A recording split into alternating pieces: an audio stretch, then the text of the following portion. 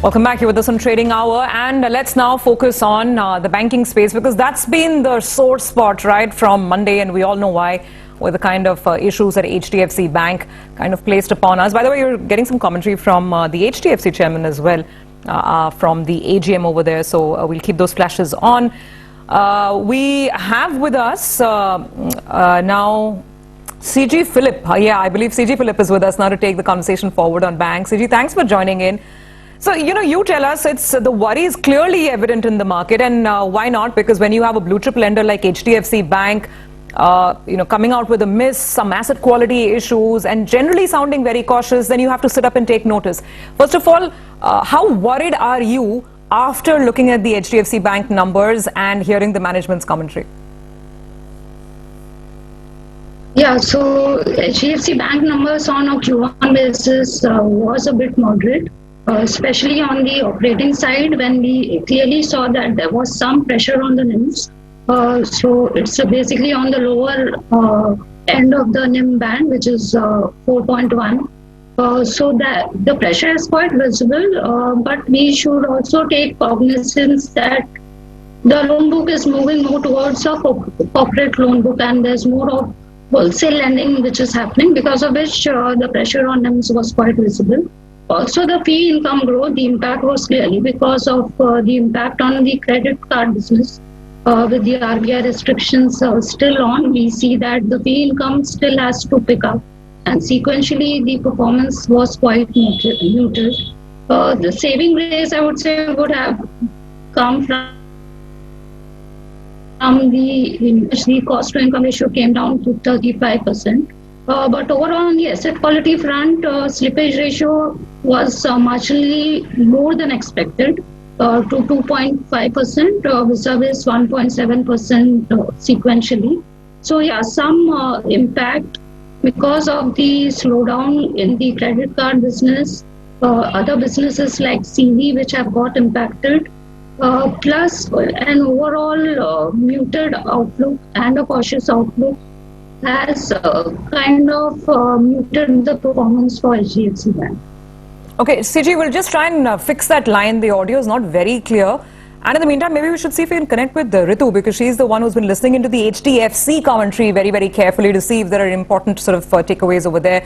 One of the flashes that was that caught my eye at least was the fact that Mr. Parakh is saying that the current year is going to be pretty similar to FY21, because the second wave has had its share of sort of pain and stress as well. So in any case, we'll try and keep our eye on the HDFC commentary as well. But the other major lender, which will give us some clue as to how serious these asset quality and lending concerns are, is Bajaj Finance. That's the next big one to watch out for. Abhishek, you tell us, what are you expecting from the Q1 numbers? Well, Surbhi, we are working with an NII growth which is expected to be on the weaker side. Now, Bajaj Finance has already given the business details, wherein the AUM or the loan book is up about more than 15% YOY and close to 4% sequentially. Remember that, the first 2 months of the previous quarter saw a lockdown in many states, which impacted the new loans booked, which was down about 16.5% quarter on quarter. However, they surprised on the customer base front, which grew by 17.5% YOY and close to 4% sequentially. The deposit momentum also was pretty strong, growing at 40% YOY and about 8.5% sequentially. We are working with a net interest margin which can decline YOY and quarter on quarter as per our poll. Asset quality needs to be seen closely, given the fact that you had lockdowns in the first 2 months. How that will impact the asset quality will be seen closely, because analysts are expecting provisions to rise quarter on quarter. So management commentary with respect to future outlook in terms of growth and stress assets will be seen closely. Our poll suggests NII growth of 4.5% YOY, while we are expecting NII to decline by close to 7% sequentially. We are working with a profit growth of more than 50% YOY and about 0.7% sequentially. Back to you. Abhishek, thank you very much for that. So as he pointed out, the asset quality and management commentary on future growth will be critical because purely on growth numbers, the company had already given us a sneak peek into that. The business details for Q1 were intimated to the exchanges a couple of days ago. So we already know what the AUM and new loans numbers are likely to look like for Bajaj Finance this quarter. But we're back with, Siji.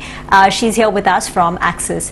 Siji, morning. This is Rima here. You told us in detail about the HDFC Bank numbers and what stood out for you. My question is, what is the read-through for the rest of the sector? Should we bring down our expectations?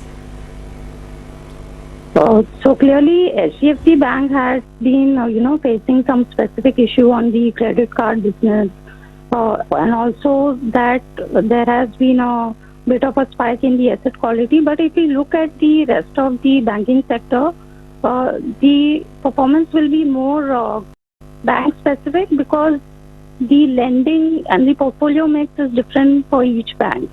So typically, maybe a middle-sized banks would face more pressure on the asset quality front, whereas larger banks could face less impact of the performance on the asset quality. So it could be a mixed bag, and it would be more of a bank-specific performance which we should watch out for. Okay, so Siji, just to round this up, within some of the top tier 1 or let's say tier 2 banks, which ones look most vulnerable to you, given the kind of trends that we are already seeing from blue chips like HDFC Bank?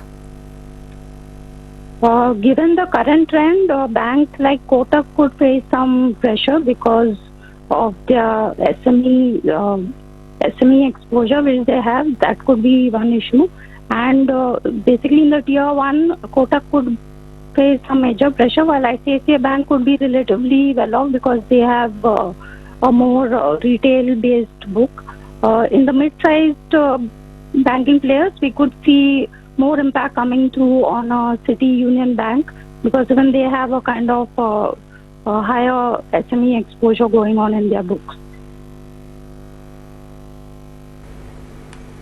Siji Philip of Axis Securities, thanks so much for joining in. Need to slip into